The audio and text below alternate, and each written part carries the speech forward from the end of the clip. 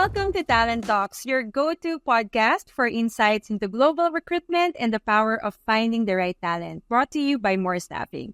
Whether you're an entrepreneur, an HR expert, or just keen on personal and professional growth, we're here to share valuable insights and stories. I'm Lara. And I'm Aycee, your hosts for today. Today, we will be interviewing Gregg Carey on how it is working with Filipinos. Gregg has been working with Filipinos since 2017. We worked together in Singularity University. We grew an e-commerce brand together, and then we started multiple companies hiring Filipinos. Welcome, Gregg.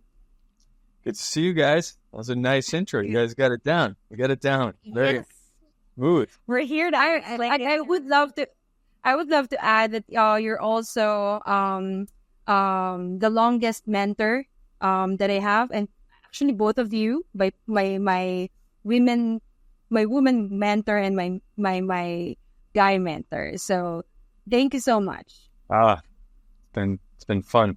Done some good things together. Wonderful. So Gregg, when you first started working with Filipinos, what were your initial impressions? The first interaction or kind of work that I did with Filipinos was at Singularity University. We developed education programs for global executives, government officials, kind of some of the top leaders around the world. And we were delivering these in-person programs that were a high price ticket. We're talking upwards of $100,000 a day. And the key product was curating an amazing faculty set list that provided deep insights into some exponential technologies and the trends of the world and solving some of these really big problems. And these programs were covering the planet with hundreds, approaching 1,000 faculty. And as developing these leadership programs, a key partner of mine was the faculty operations team, who was responsible for moving faculty all around the globe. And in doing so, my first kind of arm's length impression was, this is our internal travel agency. They'll book the travel, they'll book the hotel. And then as I got to work more and more closely with this team, both of you guys, I realized that, they're solving a human supply chain problem that had direct impact on the success of that business, right? And so the problem got infinitely more complicated, whereas it was, dealing with precious cargo, human beings, and their ego, with all different, personal characteristics of how they like to travel. I want the window seat. I need a black car. I need this hotel. Here are my points. I like to arrive a day before so that I can sleep, practice, and get in the right mindset. All these individual variables feed the process. And then understanding, the travel time between Berlin and Buenos Aires, and knowing that the quickest time that we can get someone there is important, but the quickest time that we can get someone there that is also well rested, that can also perform, because the utilization of our faculty drove our ability to, more effectively condense the scheduling of programs. And so that became a supreme challenge of the company, and a operational moat that we built around how do we move people all over the world to deliver over 1,000 programs a year. And one of the things that I working with you, it was this kind of love-hate is not the right kind of spectrum.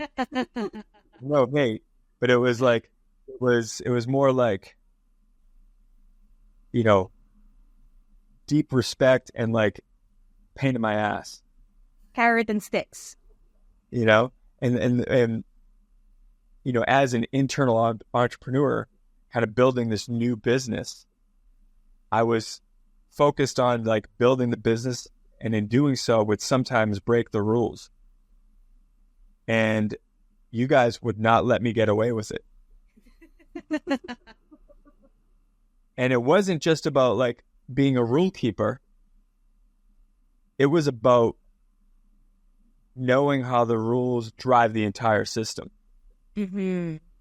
You know, and that's where the deep respect and appreciation came from. I was like, oh, this is not a travel agency that is working for me and I tell them what to do. This is a partner who is trying to drive scale within the business. And if I break those rules, their system and value add to the entire organization breaks down. So this was like this was not your, you know, hey, VAs in the Philippines for $5 an hour type of gig. This was like deep, passionate, high business acumen group of professionals that I quickly learned was someone that I wanted on my side.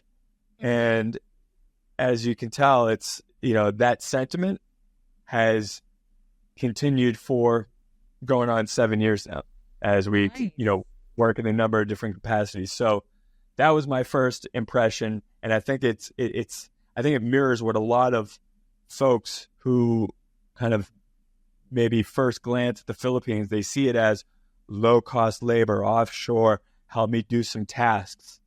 And that is scratching the surface and really doing a injustice to the opportunity available, which is hire incredible talent that you may not be able to access in the U.S. with unmatched, you know, commitment and gratitude. Mm-hmm. So that is what I learned is like, oh no, these are excellent, you know, people with exceptional talent that are, you know, much more affordable, but that affordability also turns into a great life for them, you know, so it checks so many boxes. I'll stop there before we run out of time and the podcast's over. You have a long years of experience working with Filipino team, and for our listeners who just started working with Filipino team, or those who are interested in hiring Filipino remote team members, if you can share some unique cultural traits or work ethics you've observed that set them apart from the others, what are those? First of all, there's a cultural awareness in the Philippines of the United States that is there. The cultural awareness is there. The language is there. So I kind of like put those kind of table stakes aside and say, like, those aren't things that I worry about. You're going to have an internet connection. I don't worry about that, like, tactical stuff. That stuff is there if you're talking to the right person. But what happens when you have a country like the United States, which, you know, is the most expensive, you know, country in the world, the highest, you know, median income, more or less, you know, you just start to have challenges with finding the talent to do the job at the price that you want, with the commitment that you want. And when you have, you know, open up the job market to the world, you have the opportunity and the upside for someone in the Philippines starts to become dramatically different than maybe a lot of their, you know, domestic opportunities that they have. Right. So now the human instinct kind of kicks in and is like, oh, wow, I can work from home. I can make more money. I can be an extremely valuable contributor to this, you know, this small business, this growing agency, this, you know, large entity.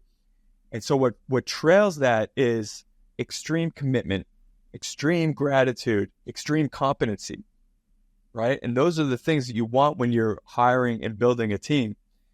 And that's what my experience has been. It's not like, you know, I'm not worried about an accent. I'm not worried about, do they speak enough English? Are they going to understand me? Will they have an internet connection?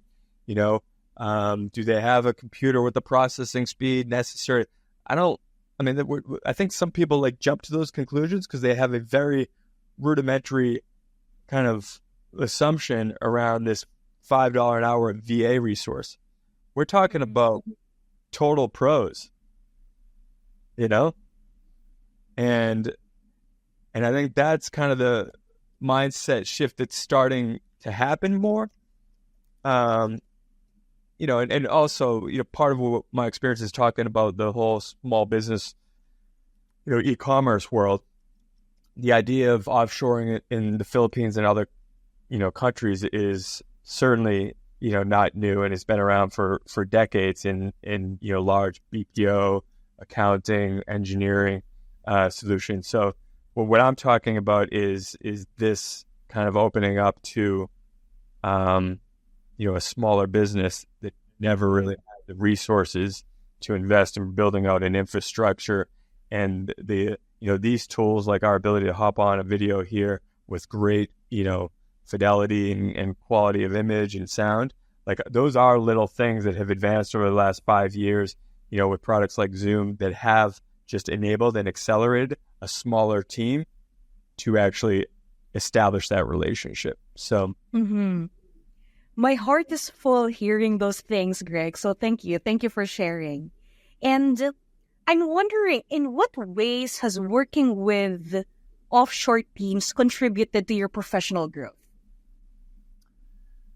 A huge amount. And it was at the beginning of COVID, I began helping a friend take over his e-commerce company. And at that same time, kids stopped, having a school to go to. And so what happened was there's more parenting that happens at home, more split responsibilities with my wife and navigating all that, and just the nature of being in a home, trying to work with kids in the vicinity is like, that's putting the game on hard mode. And what happened, with those kind of conditions is that I immediately became a bottleneck in every aspect of the business. And so a key part of the business is decision making, is moving, fast decisions, moving forward, traction.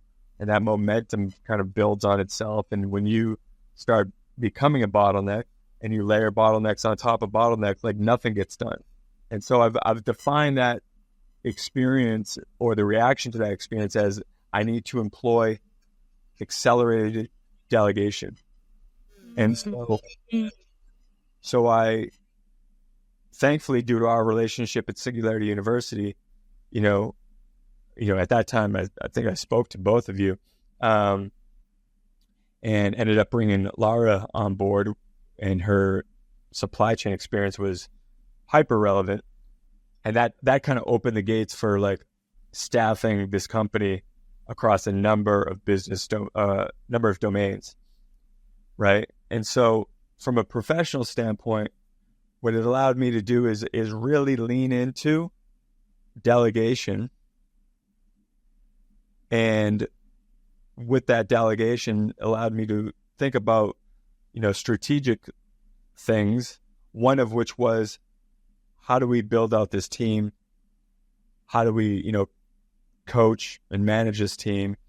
And it put me in a space where I think I'd operate better, which is, putting out those guideposts, setting clear goals and directions, giving the proper support, encouragement, and empowerment to do the job, kind of fits in with like just who I am as a person. I'm not a micromanager because I'm not good at details. And so I have to surround a team of people that support my weaknesses, and Lara checks a lot of those boxes and help to kind of extend her capabilities by building a team that also check those boxes. And that's for me, that's kind of some of the highest leverage management is step one, hiring the best talent available. And step two is, making sure that you have a clear understanding of what the goals and the mission is. And step three is then getting out of the way, And so by doing all those, and my experience with the team in the Philippines, it just really emphasized, really reminded me, reinforced things that I always knew, but we're able to really put into practice here, which is the people part. Everything in the business comes down to people, right? Mm-hmm. Every technical issue, every customer issue comes down to a people issue. And so empowering people and building out a team that I could afford at an earlier stage made this management skill that I have more accessible earlier, which allowed me to accelerate delegation. And so that all kind of came together, and it put me on a place of personal growth that is more aligned to who I am as a person.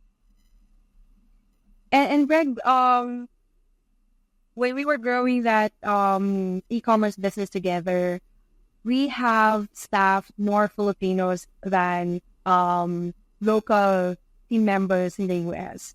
Did you feel, or did you have any challenges that you faced while working across cultural differences, and how have you addressed them if you haven't? Most of the cultural differences were improvements. There was just such a for me, I think it just comes down to this place of gratitude where, the opportunity to work for a U.S. company, work remotely, get paid, slightly above what a domestic market rate would be in an environment that is not, that is not professionally abusive or manipulative or incredibly intense, but allows someone to really step into their talents, take ownership and priority. It felt like a great opportunity for my team and the people I've worked with in the Philippines. It felt like a sharp contrast to some of the professional settings that I've, heard about. If anything, some of the cultural differences required a warm-up period to let them know that, hey, this is a safe space. Mistakes are okay. As a business, we're in the business of collecting mistakes. The more mistakes that we make, the faster we make them, and that we don't make them anymore, that's just adding to our intelligence. And there's this warm-up period where, coming from a different professional setting, where there's a stronger sense of hierarchy, there's a, hey, Mr. Gregg, Mr. Carey, sir, that doesn't really work with me, right? And it takes a while, I think, for that. You just build that trust. And when you do, then you're able to kind of unlock the benefits of that by getting more out of the people and having them not operate out of a sense of at least some element of fear or concern that something might be wrong or needing to apologize. And so that, I think that's a contrast, and with that becomes extreme gratitude. And then that gratitude kind of becomes the energy source to really fill up, just wanting to serve that company and do great things. Awesome. Along these lines, it's just most of our listeners are business owners, and what advice would you give them if they want to start to work with Filipinos? What I see happening sometimes is that because the cost makes working with Filipinos or folks in Latin America or Eastern Europe or other parts, in Africa, all over the world, essentially, because the cost is so accessible, it allows you to hire more quickly than you would have otherwise. which is a good thing, but sometimes it creates a situation where someone who is early in their career and doesn't have management experience to make this assumption that these are just, folks that will take my orders and I will tell them what to do and they will do it. Mm-hmm. Where it takes years to learn how to manage people, right? Mm-hmm. And, I'm a lot older than you guys, as we discussed offline. It takes years to just learn, trust, that empowering people delivers the outcome, right? But what happens is it's so cost effective that I can start if I'm earlier in my career, I can start my management journey earlier by building a team with less budget. And so I want to encourage folks that it's still managing people. And if you don't have experience managing people, you're going to have a tough time leveraging the benefits of working with people anywhere, whether they're domestic, global.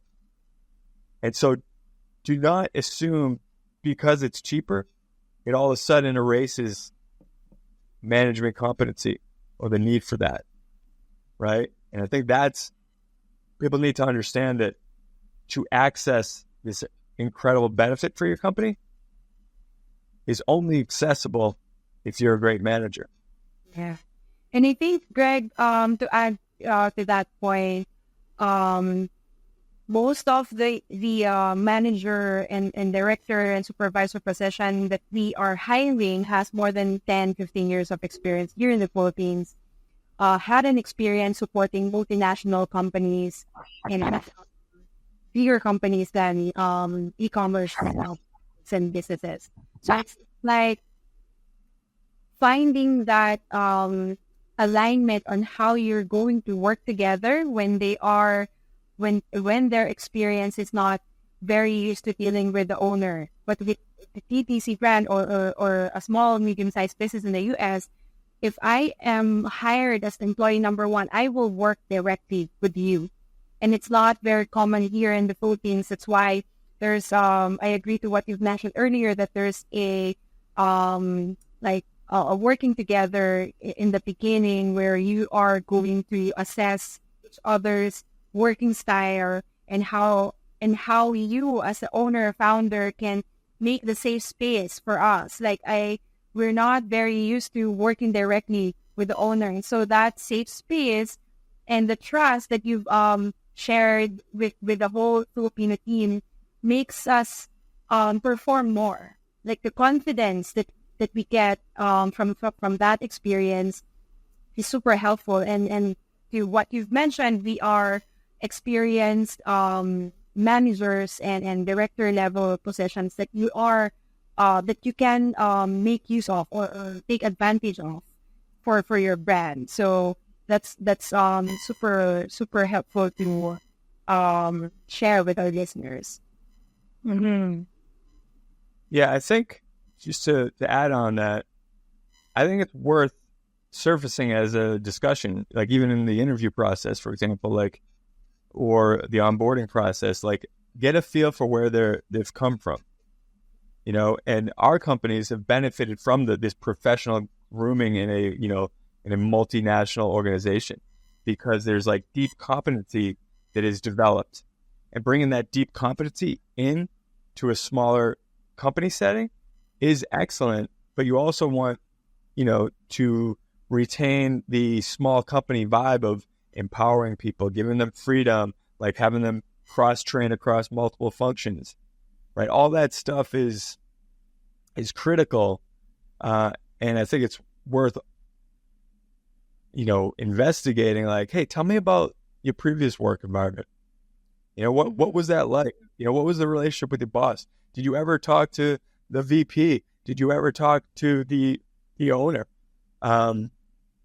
And explicitly say, hey, here's my management style. Here's how I like to work.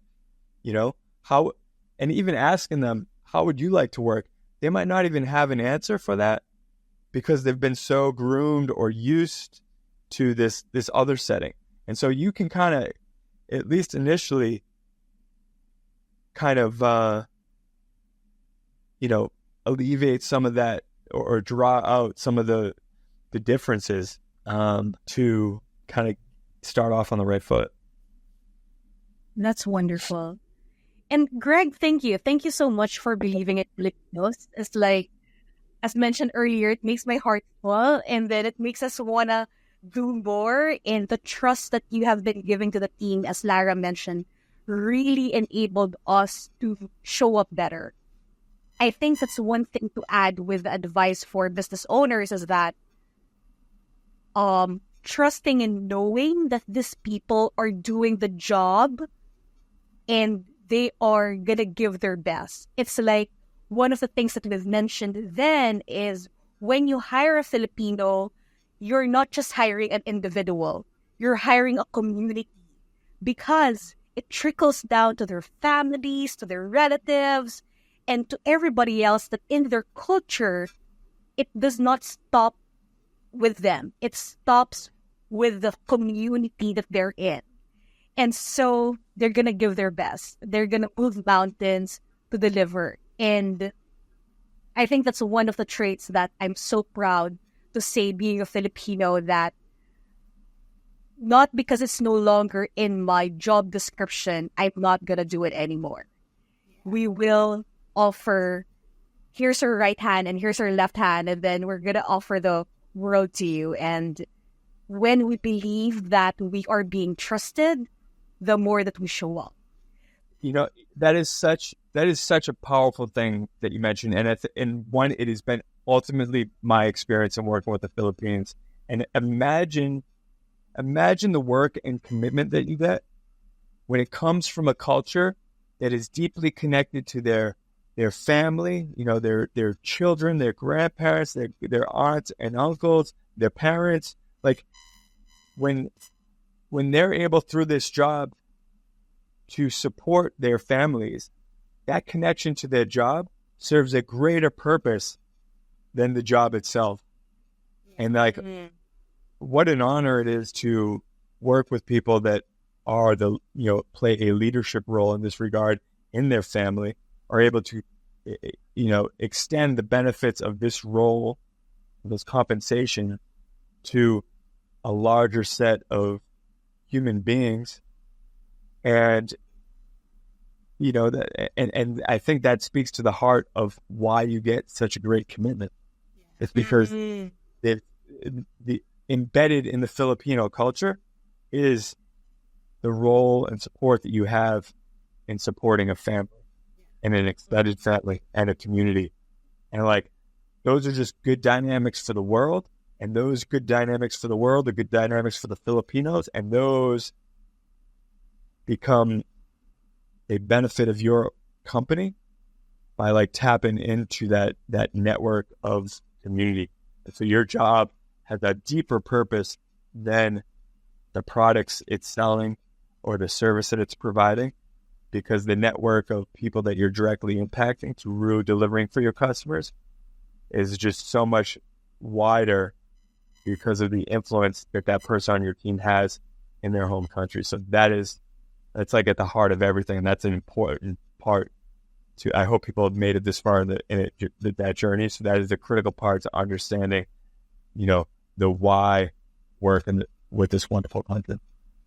Before you say your ending message, I would just like to I shared how grateful I am earlier for Greg and you being mentored, but at the same time, Aycee, I wanted to again share how grateful I am for the opportunity that you've created, because we are not going to be like workmates in Singularity University way back 2017 if you haven't trusted a co-Filipino work for a U.S. company. And none of the 250 talents that we've staffed right now will have that improvement in their lives if that didn't happen 2017. So Gregg and Aycee, there are 250 Filipino talents that we've supported. They have experienced a different life, just like how it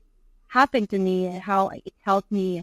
And that's this is like sharing how grateful we are for the opportunity. And I know that we are going to do more of that in the future. So yeah, go ahead. Yes. So thank you. Thank you guys. And I hope you were able to listen up to this point. Thank you for tuning in to Talent Talks. Stay subscribed for more insights and stories from the dynamic world of recruitment and talent management. Here's to learning, growing, and thriving together in the world of remote work. Until next time!